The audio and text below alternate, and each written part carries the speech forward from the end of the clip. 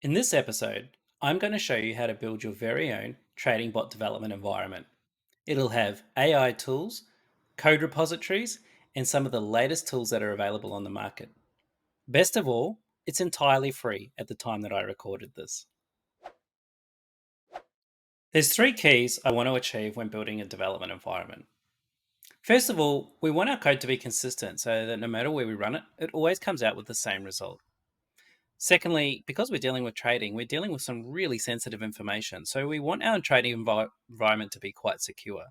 And thirdly, we want it to be a place where we can innovate. These three keys put together allow us to have a really, really successful trading environment. And that's what we're going to start building. The first core thing that we want to do with our trading environment is to capture the code that we actually use to build our algorithms. We'll be using one of the world's most popular places to do that, called GitHub. If you haven't come across GitHub before, it's amazing. Some of the world's largest programs run on GitHub, and it's used by some of the world's largest and smallest companies. I'm sure you'll love it. To access it, just go to github.com, as you can see on my screen here. Beautiful sign up, and go ahead and sign up for it. When you're done, we'll continue. Once you've got your GitHub set up, we're going to go ahead and create a repository. This is what my home screen looks like, and that's because I use GitHub extensively for myself and for the organizations that I work with. Yours may not have all of this information here. We're going to head across and create a new repository, just using those screens there. Here you want to fill out all of the details. Choose your owner and then choose a repository name. I'm going to call mine something awesome just for fun. And then we're going to put in a description here, which will be something like, this is an amazing trading bot. And you can choose whether you want to make it public or private. Now, just a quick note here, if you make it public, that means that it's available for everybody to see. So don't do that if you feel like you don't really want people to look at your algorithm or anything like that. Alternatively, you can make it private. If you do make it public, please tag me in the comments so I can go and have a look and star it and comment on it. I love doing that with my viewers.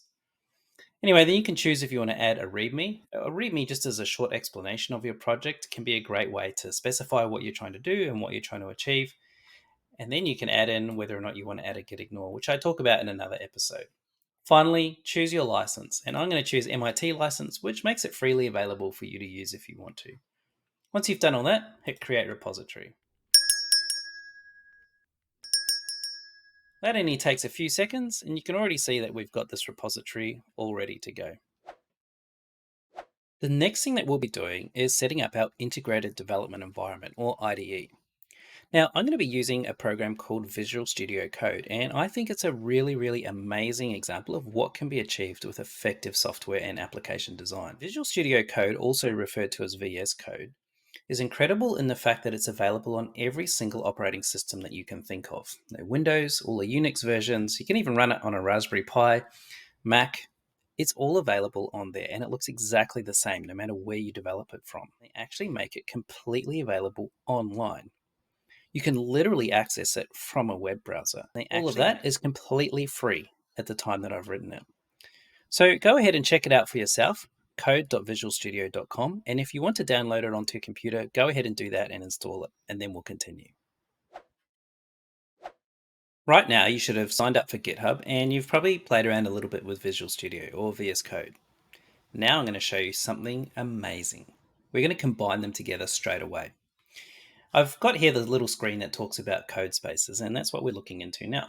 You can scroll through and have a look, but I'm just going to show you exactly how it works. It's incredible. Up in the URL, I'm going to change it to our GitHub that we were looking at before. And you can see here, this is exactly the same screen that I showed you a couple of minutes ago. Now we're going to do some code on this, and we're going to create a code space on main. Now, you can see here how quick it is, and it's launched it in my Visual Studio. So literally, I've created the exact same replication of that environment in my Visual Studio. I'll show you what that looks like in a moment. You can see here that my Visual Studio looks very similar to what we had on GitHub. We have our license and we have our README. And in fact, it's exactly the same. For instance, if I do this, this is a change, save it, then say change commit, and sync it. If I was to head back to GitHub and show you the page, it would look exactly the same, and I'll do that in a minute.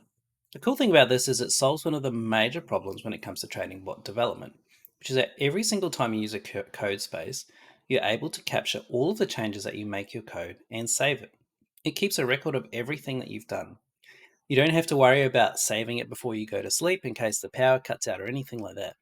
As long as you're using a code space, all of the code that you do is saved automatically for you. It's pretty cool. Here's a screen showing you that update to the README that we just pushed. You can see here, this is a change. And you can see that I updated it 2 minutes ago, which is about the time it took me to stop the recording, quickly change screens and start the recording again and move the camera view so you could actually see it. Pretty amazing. Now I'm going to introduce you to another tool that you can add to your training bot development toolkit. We're going to bring the power of ChatGPT 4 straight into your coding environment. Copilot is one of the AI tools that I've found truly changes things. This little tool tracks what you're doing and starts to add it into the suggestions that it gives you. It means that once you create something like an indicator, it'll allow you to create as many indicators as you want really, really quickly. It's extremely powerful. Now, at the time of writing, it's free. There's a free trial available, which would be more than enough for you to complete some of my other series. And you just get it by going to get started with the GitHub Copilot and then starting your free trial. Once you've signed up for Copilot, head back to your Visual Studio Code and let's really get this thing cranking. The first thing I want to do here is to bring your Copilot into your Visual Studio development environment. That will allow you to really turbocharge your development moving forward. To do that's pretty straightforward on Visual Studio Code. We want to go to this weird looking cubey thing called extensions and search for Copilot. Here. You can see here that two options come up that are recommended. So we have GitHub Copilot and we have our GitHub Copilot chat. I really recommend that you install both of them. GitHub Copilot is your standard inline code assistant, which suggests pretty amazing samples for you. But I really like Copilot Chat. Here's an example of it in action. You can see here that I typed in a question, how can I say hello world in Python? And it came up with this answer straight away. Now, that's a pretty simple one, but imagine you had all of this code and you were just really stuck on a challenge. You can actually go to your Copilot chat, which is included as part of your Copilot subscription, and ask it questions about how you might proceed or more efficient or better ways to do something. It really saves you having to go to Stack Overflow and search for code and kind of translate it back to your thing. And as you use it, it'll start to suggest code that matches the code you've already written. It's super powerful, and I really, really like it.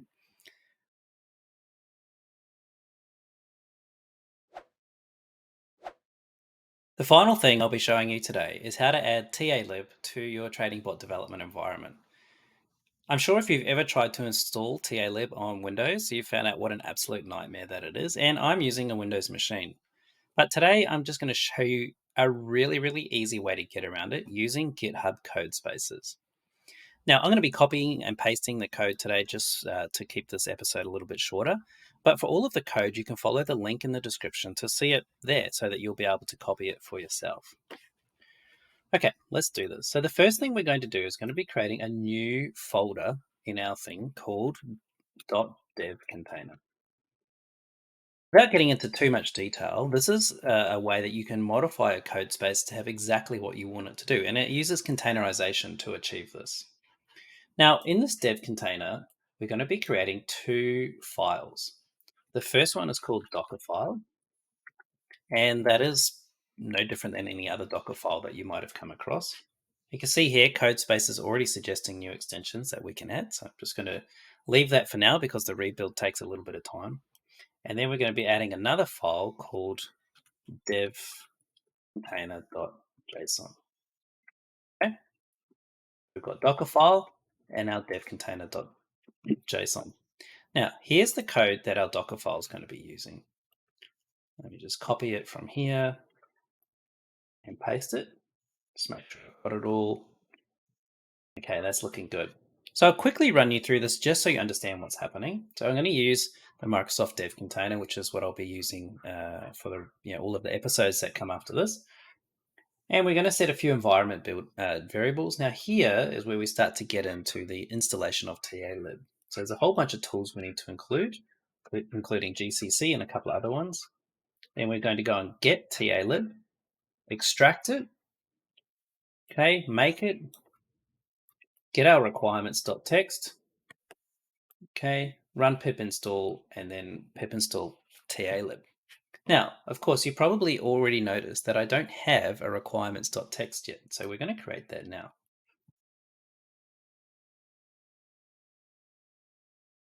Okay, requirements.txt, and I'll just grab what we're going to have in there. Okay, and we'll install these two items just here. Save it. Okay. Now we're going to update our devcontainer.json. Now remember, all of this code is actually stored on my Tradoxy trading bot repository, and the link for that is in the description. So don't stress if you're not be able to write down all the code as I'm quickly getting through it. Okay, we're going to update our devcontainer.json to look like this and save it.